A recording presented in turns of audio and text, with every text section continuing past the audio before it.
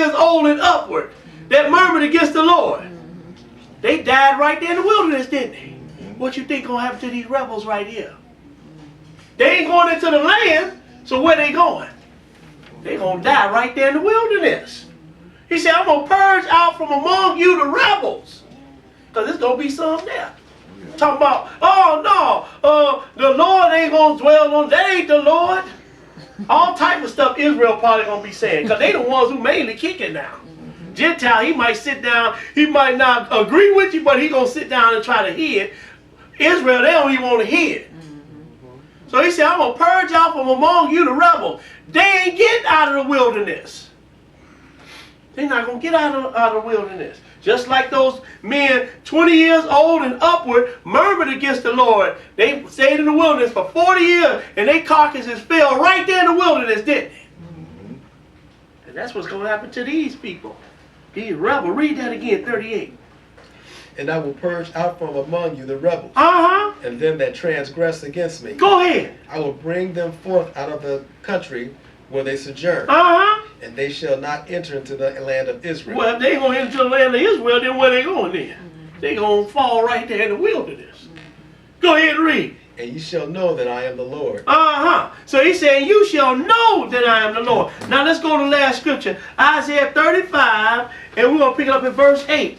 Isaiah 35 and 8.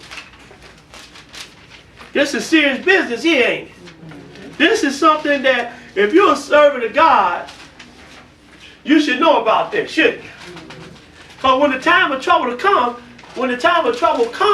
you want to know where you're supposed to go, don't you? That's right. You'll be standing there talking about, oh, the Lord going to rapture me. And the man of sin going to be wailing right on your head. Isaiah 35, and we're going to pick it up in verse 8. This will be last. Isaiah 35 and 8. Everybody got it? Amen. Go ahead and read. And an highway shall be there, and a way, and it shall be called the way of holiness. And it shall be, this we still talking about the wilderness right here. He said the highway going to be there. And it shall be called the way of holiness. Go ahead. The unclean shall not pass over it. The unclean, you're not going to pass over it. You ain't getting into the land. That's why I said their carcasses going, the rebels that he's going to purge, they're going to fall right there in the wilderness. They're not going over into the land. He said the unclean shall not pass over it. Go ahead.